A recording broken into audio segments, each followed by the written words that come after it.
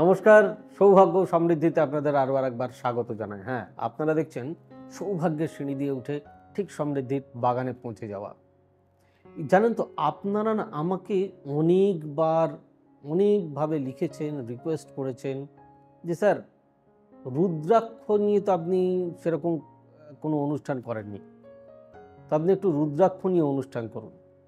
দেখুন, সৌভাগ্য সমৃদ্ধি আপনাদের চ্যানেল, তাই আপনাদের রিকোয়েস্ট রাখবো না এরকম ক্ষমতা তো আমার নেই, আমার ঘাড়ে দুটো মাথা নেই, বিশ্বাস করুন। তাই আপনাদের অনুরোধ সেটা তো রাখতেই হবে। আর সৌভাগ্য সমৃদ্ধি মানে কি? সৌভাগ্যের শ্রেণী দিয়ে উঠে ঠিক সমৃদ্ধির বাগানে পৌঁছে যাওয়া। তো বেশি দেরি করি না, সোজাসুজি চলে যায় সাবজেক্টে। তাহলে চলুন।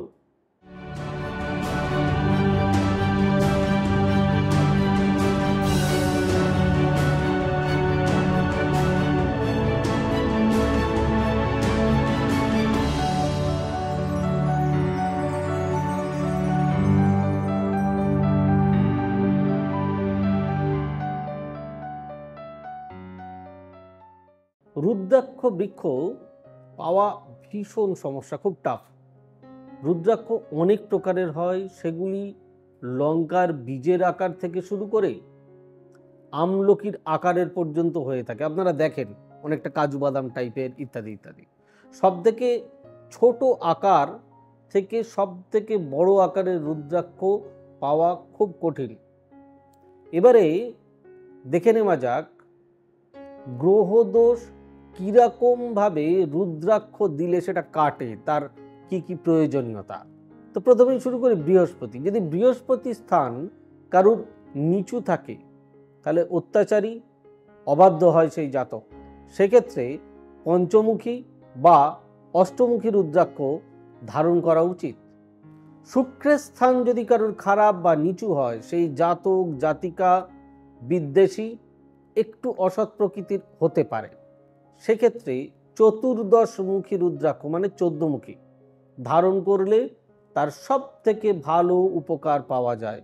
আর যদি মঙ্গলের স্থান নিচু হয়, তাহলে জাতক জাতিকা বেসামাল, নিষ্ঠুর প্রকৃতির হয়, ইমোশনাল হয়। সেক্ষেত্রে 3মুখী রুদ্রাক্ষ ধারণ করলে ভালো সুফল পাওয়া যায়। অনেকে 10মুখী রুদ্রাক্ষ ধারণ করেও এর ভালো ফল পেয়েছেন। তাহলে এরপরে চলে যায় বুধে। যদি কারুর বুধের স্থান নিচু হয়, তাহলে সেই জাতক জাতিকার ক্ষেত্রে কি হয়, সে একটু অসৎ পথে চলে যাওয়ার সম্ভাবনা থাকে, প্রতারক হয়ে যেতে পারে, মানে সে প্রতারণার শিকারও হতে পারে। সেক্ষেত্রে 7মুখী রুদ্রাক্ষ অর্থাৎ সপ্তমুখী রুদ্রাক্ষ ব্যবহার করলে সে কিন্তু ভালো ফল পাবে। এবার চলে আসে শনি। যদি কারুর শনির ক্ষেত্র নিচু হয়, তাহলে জাতক জাতিকা অবাধ্য, ঘৃণার পাত্র, বিদ্বেষী হয়। এক্ষেত্রে 9মুখী রুদ্রাক্ষ বা দ্বাদশমুখী বা যেটা 12মুখী রুদ্রাক্ষ, সেটা ধারণ করলে তারা ভালো ফল পায়। এবার আসি রবি। যদি কারোর রবির স্থান একটু গন্ডগোল হয়, তাহলে সেই জাতক জাতিকা শিল্পী, জ্ঞানী, সাধু, বুদ্ধিমান, বিচক্ষণ হয়ে থাকে যদি একটু ভালো থাকে।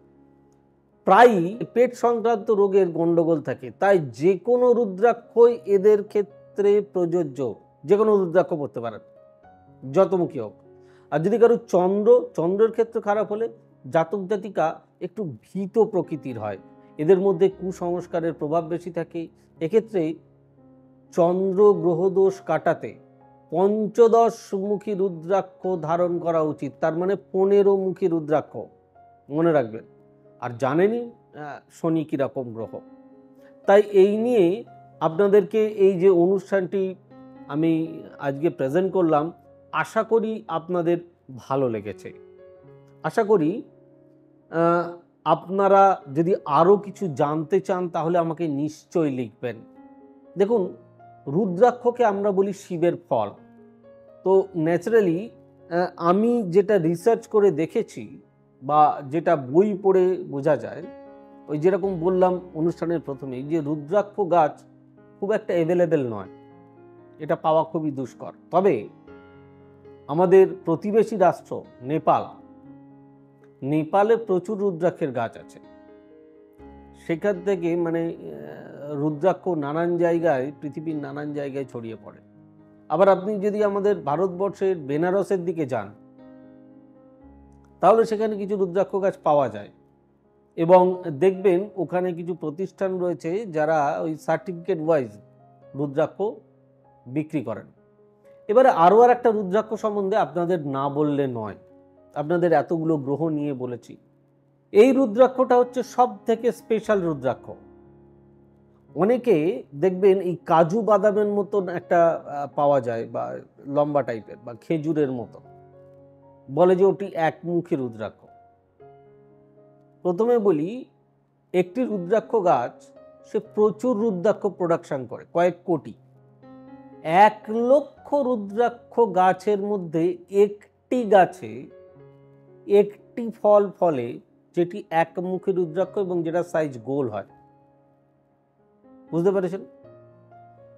এই একমুখী রুদ্রাক্ষ যদি অরিজিনালি পাওয়া যায়, দেখুন কি হয়, এটা সম্বন্ধে আচ্ছা আপনাদেরকে বলে দিচ্ছি। যদি এই একমুখী রুদ্রাক্ষ অরিজিনাল পাওয়া যায়, সেটি ধারণ করলে সমস্ত ধরনের গ্রহদোষ তাদের কেটে যায়, এটা মাথায় রাখতে হবে। তবে এক্ষেত্রে আপনাদের যেটা বলতে যাচ্ছিলাম সেটা বলা ভীষণ প্রয়োজন।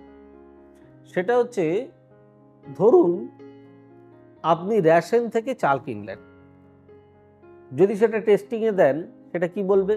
রাইস, তাই তো?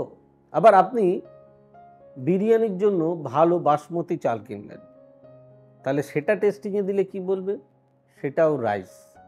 তো ন্যাচারালি এখন ওই যে কাজু বাদামের মতন যে রুদ্রাক্ষগুলি, যেগুলো একমুখী রুদ্রাক্ষ বলে বিক্রি হচ্ছে, ওগুলো অ্যাকচুয়ালি রুদ্রাক্ষকে ডাস্ট করে ডাইজে ফেলে ওই একমুখী রুদ্রাক্ষ তৈরি করা হয়। তো ন্যাচারালি রুদ্রাক্ষ চেনাটাও খুব টাফ। আবারও বলি, একমুখী রুদ্রাক্ষর নেচারই হচ্ছে গোল, সেটা কখনো লম্বা কাজু বাদাম টাইপের হয় না। তো ন্যাচারালি দুটো টেস্টিং করলো, কারণ ওটাও রুদ্রাক্ষের ডাস্ট, তো ওই দিয়ে যদি ডাইসে ফেলে কেউ তৈরি করে, ওটাও যদি টেস্টিং করেন, তাহলে ওটাও রুদ্রাক্ষই বলবে, ওটাও নিশ্চয়ই অন্য কোনো কিছু বলবে না। এবং তাতে করে কি হয়, আমাদের মনে শান্তি হয়ে যায়, আমি তো অরিজিনাল একমুখী রুদ্রাক্ষ পড়ছি। দর্শক বন্ধুরা, আপনাদেরকে জানাই, এই একমুখী রুদ্রাক্ষ পড়লেই আপনার পৃথিবীতে কোনো ধরনের রেমেডিজ, কোনো ধরনের স্টোন কিচ্ছু লাগবে না। এই একমুখী রুদ্রাক্ষ পাওয়া ভীষণই টাফ। যাই হোক, প্রোগ্রাম কেমন লাগলো অতি অবশ্যই জানাবেন, লাইক, শেয়ার, কমেন্ট অতি অবশ্যই করবেন। আর আমাদের অফিসিয়াল ওয়েবসাইট www.astrosavysachi.com, আর আমাদের বুকিং নাম্বার 8335012267 9734454545 9830067333 এবং 9830092045। সঙ্গে থাকুন, ভালো থাকুন, নমস্কার, God bless you, bye bye. এবার থেকে সব্যসাচী ব্যানার্জিকে পাওয়া আরও সহজ। আপনারা অনলাইন বুকিং করতে পারেন একটা সুন্দর নাম্বার দিয়ে, 9734454545। আপনারা পাবেন ফেসবুক, ইউটিউব এবং ইনস্টাগ্রামে। আপনাদের চোখ থাকুক সৌভাগ্য ও সমৃদ্ধিতে। চোখ রাখতে পারেন আমার ওয়েবসাইটে www.astrosavysachi.com।